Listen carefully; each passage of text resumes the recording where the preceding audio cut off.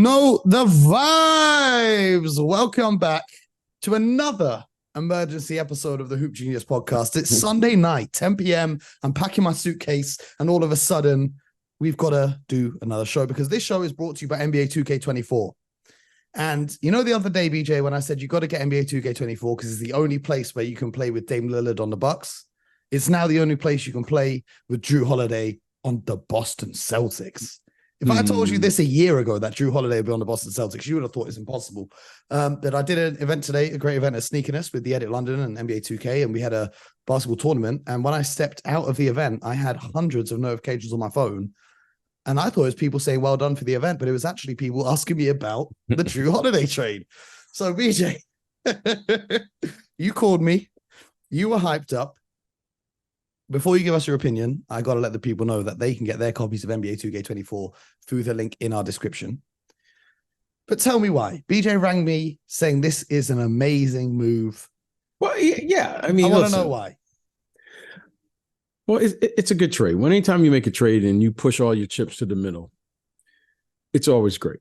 And clearly, the Boston Celtics with this move is signifying what we've all known. But I think they improved their team from the standpoint of their perimeter defense. Okay. And to lose Marcus Smart to me was a huge loss for them on what they're doing and how they're defending on the perimeter. And they added Porzingis. They, the Time Lord and those guys are trying to get healthy.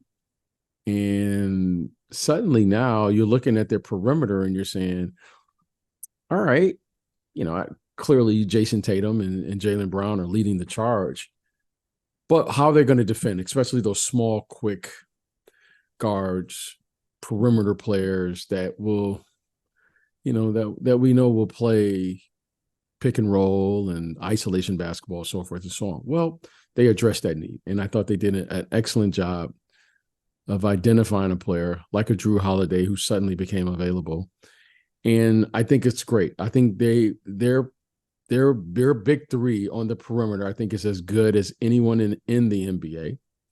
And however, now you're looking at their interior players and saying, what are they going to do with Porzingis and Al Horford? Because those are the guys they're going to be relying on.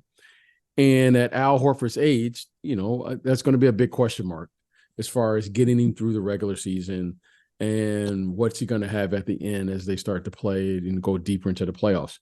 But their perimeter guy, those three guys on the perimeter, I think are phenomenal. Talking about Jaylen Brown, Jrue Holiday, Jason Tatum. Don't forget Derek White. Yeah, well, Derek White's going to come off the bench. Yeah, I think he's a terrific, big guard who can block shots and so forth and so on. But I think Jrue Holiday is a cut above. Okay. Jrue Holiday is in the elite category. That's rare. I think him, Marcus Smart are probably 1-2. Let me ask you this: who's better? How you going to look at who's a better player, Marcus Smart or Jrue Holiday? We say a better player. Better player how? In your opinion, who would you rather have on your team, just personally? Well, when you're building a team, you got to figure out, what it is you're looking for, and Marcus Smart here. He's a jack of all trades. He can defend 1s, 2s, 3s, 4s because he's so strong. I think probably as far as running a team right now, you probably would give the edge to Jrue Holiday. They both have their strengths and weaknesses, but on ball defense, those guys are the best. Who would you rather have? I just depending on what it is you need for your team. I think both of them are exceptional defensive players. Yeah. Exceptional. They're not good. They are exceptional. They're the best in the business. They are very disruptive. It's not like you don't say one or two because both of them give you multiple efforts on the defensive end. Now, I think Marcus is stronger. Marcus is a little younger. But I would say maybe Jrue Holiday can extend just a little farther. Maybe, but that's a big maybe. I mean, you're talking about one guy does it 94 feet, the other guy does it 93. You're talking about one guy who can guard the fours. I don't think Jrue Holiday is big enough to guard the fours like Marcus Smart.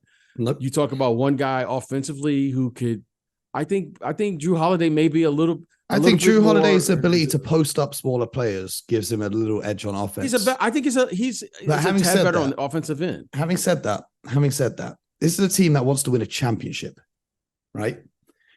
Jrue Holiday is obviously an NBA champion. However, he had Giannis on his team. Cool. His career playoff true shooting percentage is 50%, and it's been below 50% in the last 3 seasons. Marcus Smart, on the other hand, he's been significantly better at shooting in the playoffs rather than the regular season than Jrue Holiday.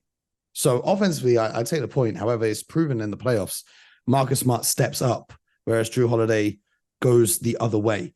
My thing with this, I hate this trade. In fact, I hate everything the Celtics have done this offseason, and I would love for this clip to come back and bite me if they end up winning a championship. I would love it. But let me just ask you this. Who would you rather have to make a run for a championship? Marcus Smart, Malcolm Brogdon, Rob Williams, and Grant Williams, or Kristaps Porzingis and Jrue Holiday? Because we know it takes depth to win an NBA championship. We know it takes chemistry to win an NBA championship. This squad looks completely different now, so they're going to have to find chemistry again. They've lost their depth, okay? So it's not that Jrue Holiday is better than Marcus Smart. Is Jrue Holiday better than Marcus Smart and Malcolm Brogdon put together? Because now the guard rotation, instead of being Marcus Smart, Malcolm Brogdon, Derek White, and Peyton Pritchard, is Jrue Holiday and Peyton Pritchard. So do you believe that Peyton Pritchard is going to step up and Peyton Pritchard and Jrue Holiday is going to be better than Peyton Pritchard, Marcus Smart, and Malcolm Brogdon? Obviously, Derek White remains the same. So that's number one. We talk about the loss of depth at the big position. We'll talk about that in a sec, but there's lost depth at the guard position.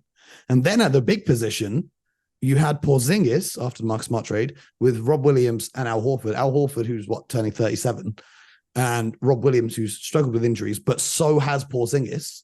So now you've got an injury-prone Porzingis and an aging Al Horford. At least with Rob Williams there, even though he's not always available, you have the ability to stagger the minutes between the 3 of them. Now you just have those 2 bigs. Okay, cool. They signed Wenyen Gabriel just literally after this trade. But with respect to Wenyen Gabriel, if he was that much of a difference maker, why was he not signed to a roster before now? Okay, so I'm not a huge fan of what's happened. The lack of depth can come back to haunt them, especially if there is an injury to one of their bigs. And I think by the time the playoffs roll around, first of all, Porzingis is easy to exploit, especially against guards like Damian Lillard. Damian Lillard has absolutely cooked him every time he's played him.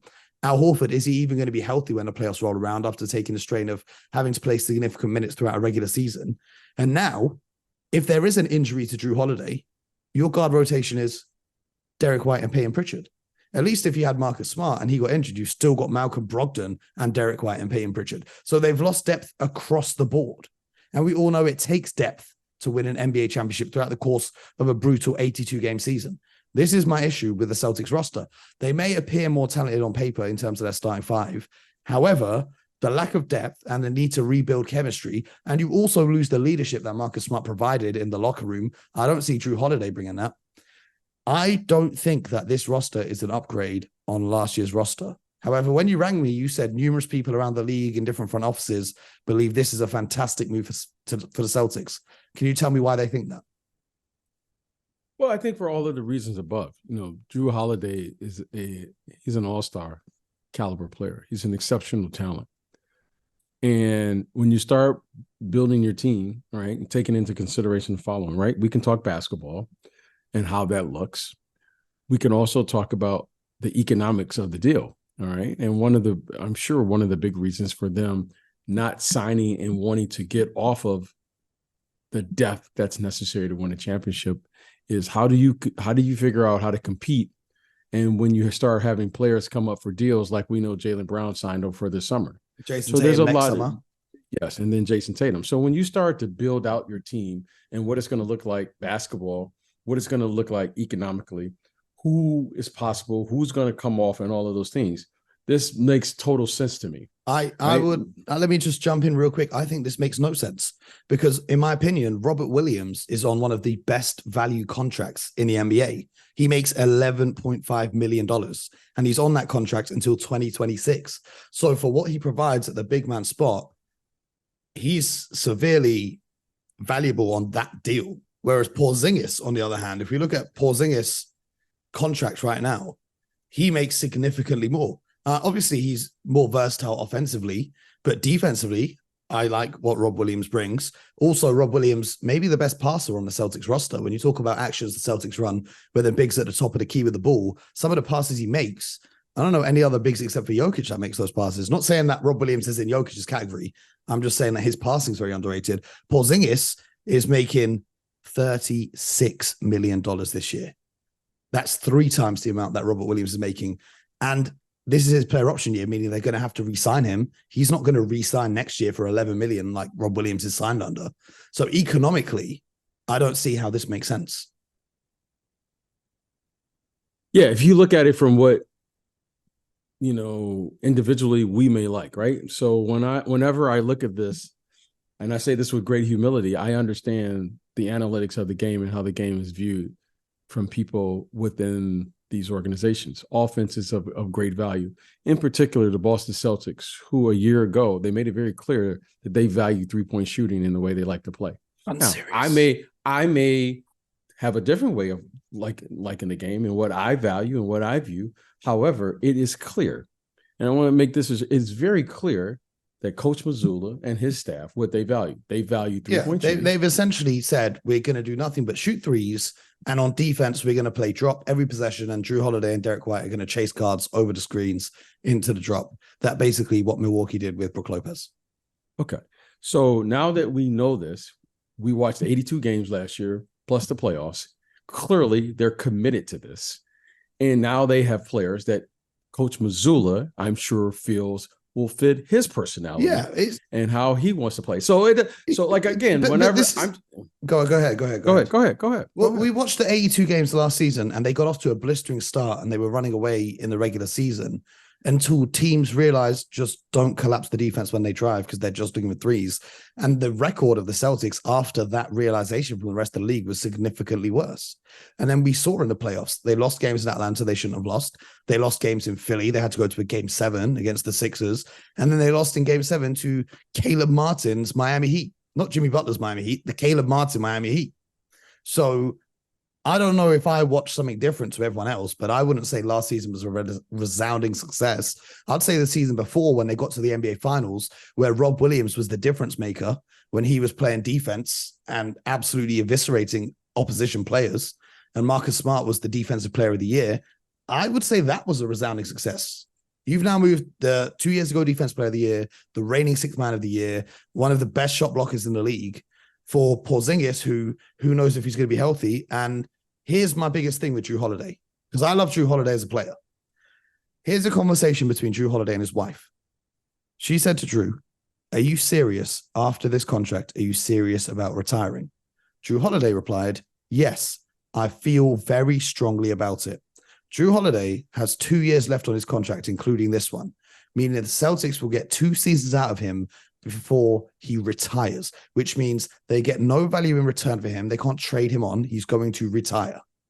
And they're already going to be above the cap. So his salary coming off the books means that they can't even sign someone to fill the salary of the however much he's making. If I pull up the numbers here, they're not even going to be able to sign someone into the space of what would have been his salary, even though he's making $37 million next season. So I feel very confident in what they're doing. I feel very confident on how they're constructing their team to fit personalities and their way of thinking. I can respectfully disagree with it. However, in watching this team, they value offense. They have all 5 players will be able to score. All 5. They won't have one player in there, if you're counting Porzingis as a starter, Al, and Jason Tatum, Jaylen Brown, and Jrue Holiday. That's a pretty good starting 5. And they value scoring. And one of the things that you saw during the playoffs is the way that Coach Mazzulla wants to play. He needs 5 guys on the floor. And he went away from Rob Williams last year. And he went away from, what's the kid? Grant Williams, who left in free agency. He went away from Mavericks. I mean, Grant Williams wasn't even playing for them. Yeah. Okay. He wasn't even playing for games or 2. Okay. So again, we can debate on what we like and what we think. However, in knowing what everyone wants to talk about culture and style of play and all those things. This fits his personality. The starting five does. The bench. Last season, the Celtics one of the deepest teams in the league. Now it's Pritchard, White, Hauser, Brissett, and Gabriel coming off the bench. And with Jason Tatum and Jaylen Brown has already come up, and Jason Tatum coming up. I think they have to figure out how they're going to rebuild their team. Okay. So I think in the next year or two, this fits the timeline. Yeah, it's a 2-year window. Yes, I think I'm looking at the whole picture and going, okay, it fits their timeline. Now, if those guys are healthy, like every team feels, if they're healthy, they will have a chance.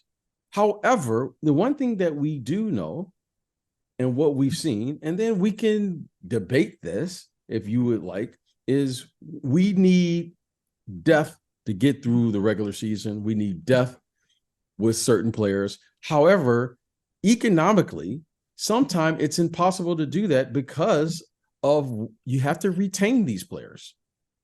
Okay. Jason Tatum is coming up. That's what it is. Yeah. Jaylen Brown has come up. So let me ask you, Jaylen Brown's come up, Jason Tatum's come up, and then you traded for Porzingis, who makes $36 million, and Jrue Holiday, who makes $37 million. Okay. So whereas you said, okay. Rob Williams making 11, Marcus Smart also making considerably less. Okay. And Brogdon. And the way that these teams think, this is the way the teams think, right? Because we have to know how they think. All 30 teams, all 30 of these teams will look at players and they go, what is the evaluation of these players? Of a player like a Porzingis, a player like a Jrue Holiday. And what they do, they want to be able to have players that they feel are playing above whatever their salary cap hold is at. And according to the Celtics, Porzingis, of what he signed or where he's at, he will play to that evaluation from this year. And they feel that that's good value for them. We can debate that. You can say, well, I don't think so. And then I can say, well, I think it's a good move for them, and so forth and so on. However, every team has a way that they measure players according to what fits them. The way that they play and knowing how they want to play with 5 out, they want to play 5 out offense, and they want to have everyone shooting threes.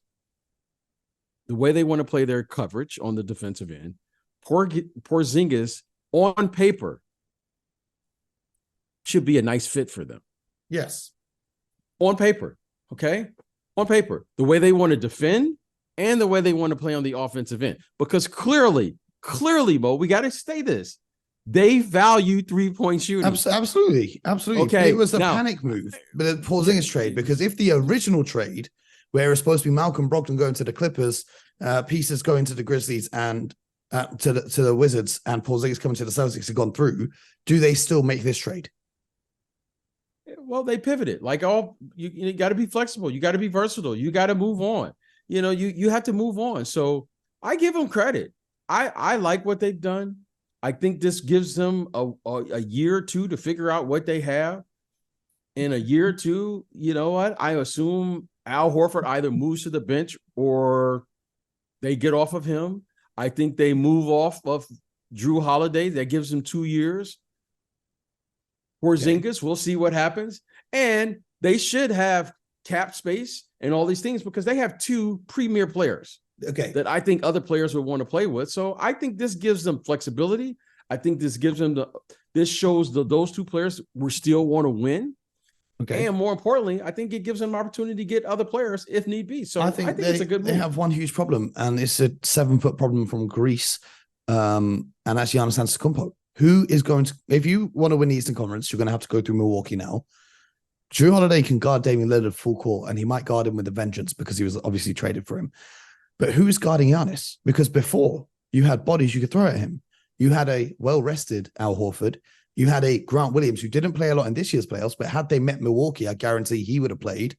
You had Marcus Smart, who even when he got switched onto Giannis could hold his own. Obviously not stop him, but he could do a good job. You had Rob Williams who could match up with him. Now, who is guarding Giannis Antetokounmpo for the Boston Celtics? Well, I think every team in the league has the same problem. But the Celtics didn't have it as that much of a problem before. Every team in the league has the same problem. Every team in the league. I don't think this is a new problem. Giannis is, in my humble opinion, he is the most impactful player in the entire NBA. Okay. So it doesn't matter. But it doesn't matter you have Rob Williams. It doesn't matter.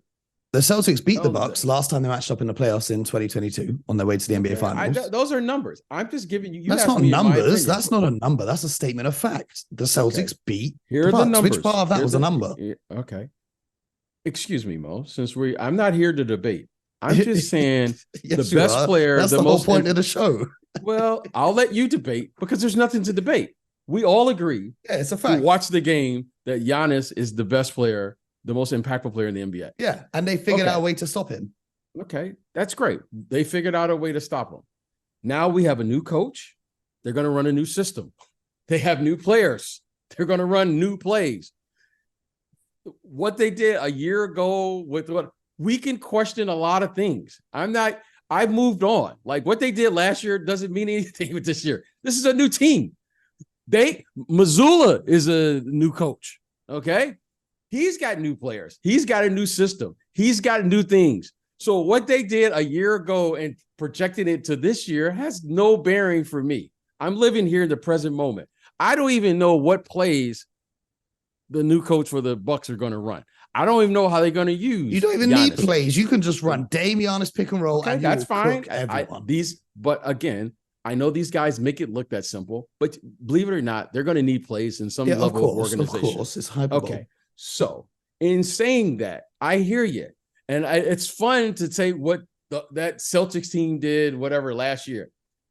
I'm looking at this team right now as is, without watching a game, not seeing a practice or anything, and saying this is going to be fascinating because every team now is going to have to start from scratch on how they're going to defend Giannis because they're going to utilize him in a different way we haven't seen yet. That's a fact. Now, if we think what they did last year is going to, no, it's not, believe it or not.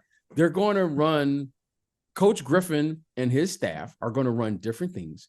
And I can assure you that when they run screen roll with Damian Lillard and Chris Middleton and Giannis, that's going to be a major problem for everybody,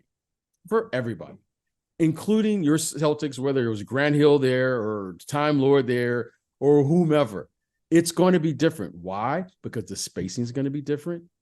The way they play is going to be different. The tempo of the game is going to be different. But more importantly, you got different personnel. So we'll see how it plays out. I'm okay with whatever the facts are, as you said it, with the facts. Okay, I get that. That was last year. Perfect. But right now, we're all 0-0. And more importantly, we know that Giannis, in the end, can impact the game without scoring. So that is a trump card that they're holding no matter what happens. I don't care if he doesn't score a point.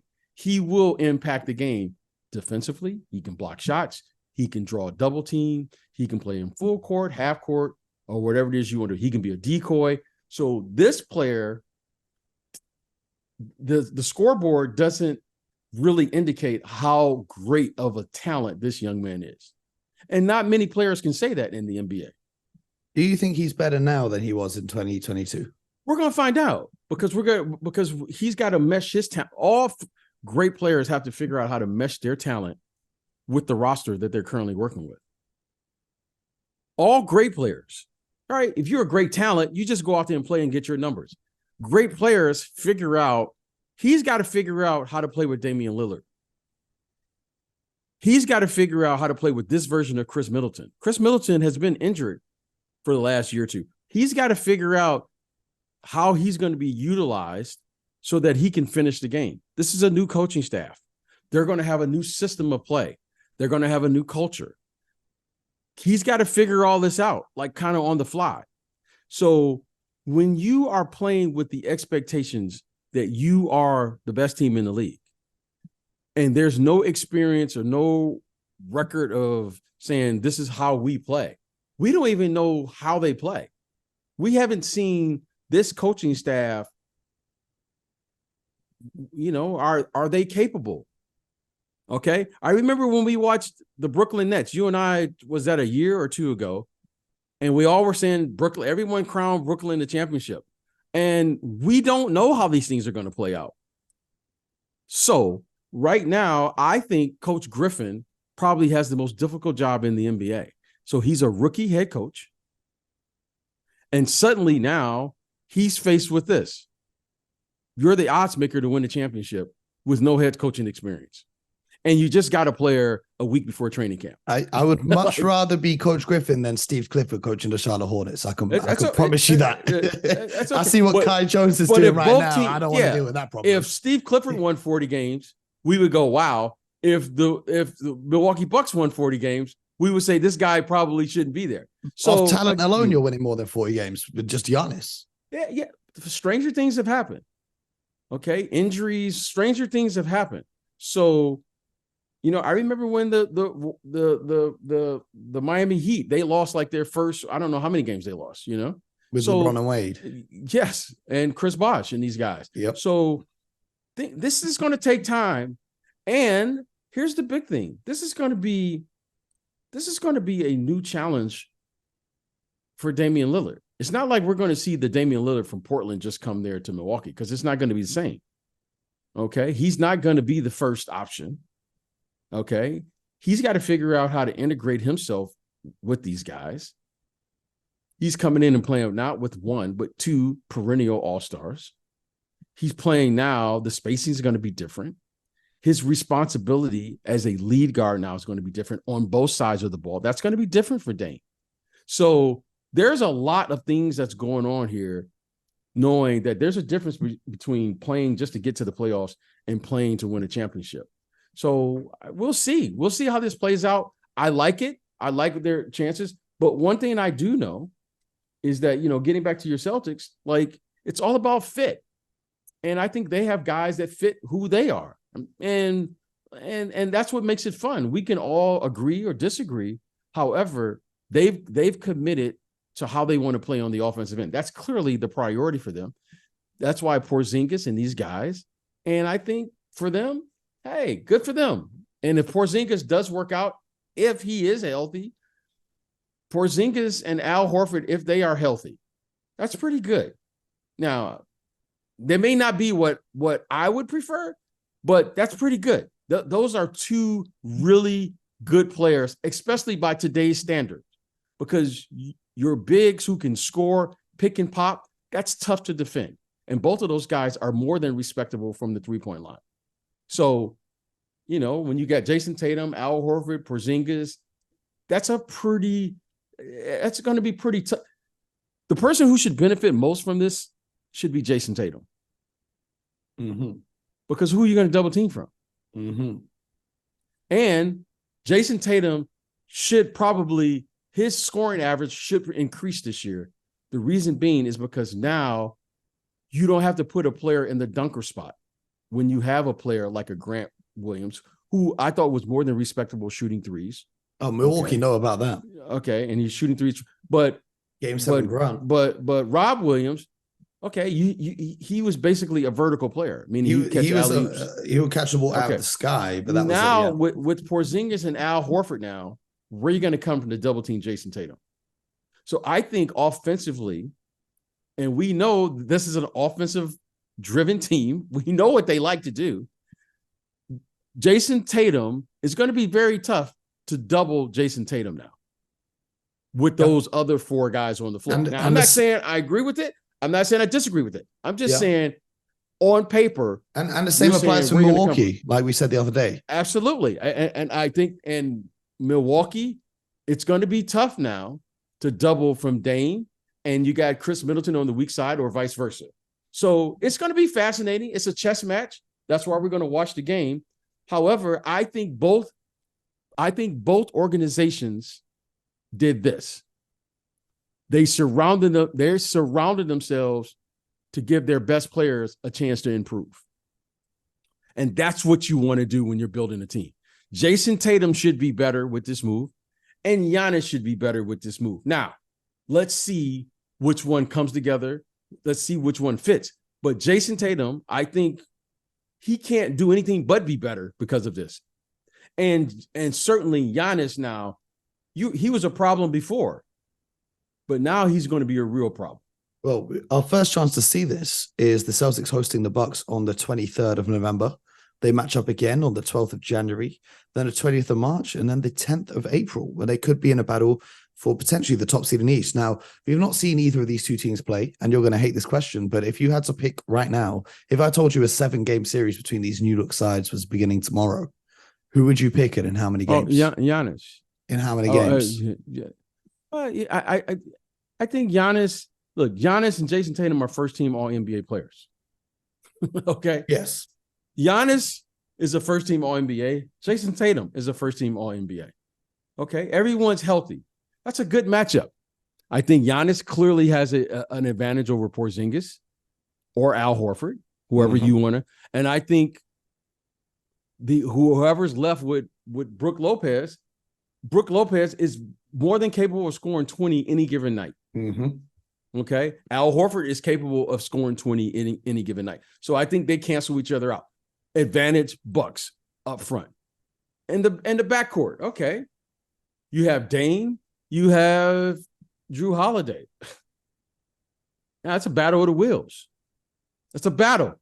You're not going to stop Dame.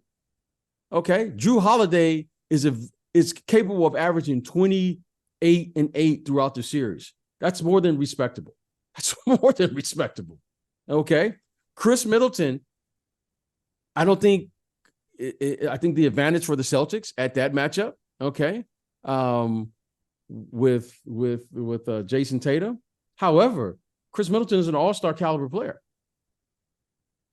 All right, he's an all-star caliber player, right? You know, and then now you go to Jaylen Brown, and who you want to put at the 2 for those guys? You want to put who you want to put at the 2. So I think it's close. I think it's 6 in the Bucks. And the reason being, I just think Giannis is too versatile. I just think he can go to the 4. I think he can go to the 5. How many games do you think they would win in? 6. I just said it. 6. Oh, sorry. I think they win in 6. Yeah, I don't think it would even take 6. I think the Bucks would win it in 5, maybe. Yeah, man, that's fair. Without us saying anything. However, I think Jason Tatum is worth a game. Yeah. I think he wins a game. Yeah. So I think he wins 2 and a game. Okay. Whether it's game, let's say game 5 at home or whatever games, they win. I think Jason Tatum is worth a game, and I think Giannis is worth a game. It probably goes 7, and I still say Giannis will win. Mm-hmm. However, Jason Tatum is good for 1 game in a series. Okay, that kid there is lights out. Now, that's one thing I'll say about Jason Tatum. He may have slow starts. He may lose game 1, game 2, but he'll bounce back. Game 7, he'll be there. He'll be there. So you know what I mean? Last year, it took a sprained ankle for him to lose game 7 just game a 7 year ago. Against Miami. Okay. Let me ask you this. Had he not sprained his ankle and they win game 7 against Miami and go to the NBA Finals for the 2nd year in a row, do you think they still make these moves this summer, or do they just run it back with that same team? I think you have to make the moves, Mo. I think you have to. And the reason I think you have to is because, okay, we have to share this in full disclosure with our listeners. You know, the collective bargaining agreement was just signed, right? They extended that. Now the media deal is going to come into play. Mm-hmm. So we may be looking at Porzingis right now at his salary number right now, but when this media deal kicks in, they're all saying once the media deal comes into play and the salary cap increases, we will get a player that we feel will outperform the number that he's currently at. That's what they're all saying. So in saying that, again, we have to build this entire picture here and not just look at right now, because next year is going to come. So they're building a team not only for this moment in time, but what they think. And most teams and the league is projecting that the salaries will continue to go north. And if they think they can convince Jrue Holiday not to retire, because otherwise they built a team for this year and next. That's okay. Even if he does retire, Mo, you're not married to these players. You get 2 years out of Jrue Holiday. That's fine. That's fair. Like, Mo, that's fair. That because things change drastically. Things change all the time. So you get in 2 years. Who cares after 2 years? It's not like you're looking at Jrue Holiday saying this guy's going to be here for the next 10 years. No, you're going to build a team around, currently as it's constructed, around 2 players. Now, Jason Tatum, I'm saying that guy's going to be there. And Jaylen Brown, they just extended him, so he's going to be there. And if he's not there, you know you can get value back, and you're going to get a lot of value back for him. Okay? Mm-hmm. So those 2 players, those are the keys. And everything else, you just build around it. However, what you want is the cap flexibility to build. Mm-hmm. That's what you want. And right now, when you build a team, you build it out in 2 and 3 year windows. This fits their timeline. I'm 2 years for Porzingis. They can get off of him if they desire to. They can get off Al Horford, and they can move from Jrue Holiday. Now, and in the short term, they can compete for a championship. Mo, in building a team, you can't ask for better than that. Now, I'm not saying everything doesn't have to go right. And I agree with you want to have depth and all those things. However, Mo, they can they can move and pivot if something doesn't go right, which gives you the ability to tell your star players, which is Jason Tatum and Jaylen Brown, we are committed to winning. That was the whole thing about getting Damian Lillard. Giannis made it clear. And now they made it clear to Giannis what we're here to do. The ball is back in Giannis's court now. Okay? Yeah. That's the ball is back in Giannis's court now to say, okay, all right, you want to win for a championship? Everyone agrees right now. This is the team that should win a championship. Let's see what happens. So I like it when teams address a situation because the Celtics have a chance. I don't think they're as good as Milwaukee, but they got a chance. Just like we saw a couple years ago, I didn't think Golden State was the best team in the league, but they had a chance. And lo and behold, they won it. Mm-hmm. So that's all you can ask. You give yourself a chance. Yeah, we'll see. I would love to be proven wrong, but I am not a happy Celtics fan. I wonder how much Game 5 of the 2022 playoffs plays into the mind of Brad Stevens, the game in which Jrue Holiday came up with 2 steals in like the last 10 seconds on Marcus Smart to win the game for Milwaukee. But only time is going to tell. And over time, we're going to be locked in with the Hoop Genius podcast. We're not going anywhere. I'm going to head off and play some 2K with the new look Celtics and see what they look like. So get your copy using the link in the description. We will be away for 1 week whilst I am off with the NBA for the preseason. Big time. Between, big time. Well, big shout time. Out to our sponsors, NBA 2K. Who's playing again? Who's playing over there? The Timberwolves and the Dallas Mavericks. Oh, so Kyrie and Ant-Man and Luka and Rudy Gobert, your favorite. And you know what I mean? I just want to know the answer to this one question. Which voice did Karl-Anthony Towns pack with him for this trip? Well, when you do the interview with him, you can ask him. And we'll be waiting. Well, the interview, this is exclusive. I don't know if it will happen. I don't like talking about things before they happen. But the interview currently on my schedule is not with Karl-Anthony Towns. Do you know who it's with, BJ? Luka? It's with the Game 7 killer of Milwaukee, Grant Williams. Because they know he was a Celtic and I'm a Celtic. So that's how it's worked out. And also, that's right. He is a Dallas Maverick now. That's right. He is now. So I'm going to ask him what he thinks. And also chopping up with Mr. Kenny Smith, the Jet. He's going to be out there. Jet, tell Jet I said hello. We need him to come on the show. We got to settle some debates with the Jet, and we'll work on that. Yes, you never know. I might end up chatting with my fellow Jordan Brand teammate Luka Doncic. How crazy is that? We're on the same team. Team Jordan. Mo, everyone, it's your world, Mo. We're just we're just lucky that you allow us to, come in. You know what I mean? It's your world. It is your world. I mean, Mo, you're everywhere. I mean, you're with the commissioner, you're with the players, you're with Brand Jordan, 2K. I mean, we only rock with the best. That's why I'm here with you and our listeners right now. You see it? It's exclusive. I only work with the best. That's why I'm with BJ Armstrong and the fans of the Hoop Genius podcast. And we've got some exciting announcements coming up about our plans for this year.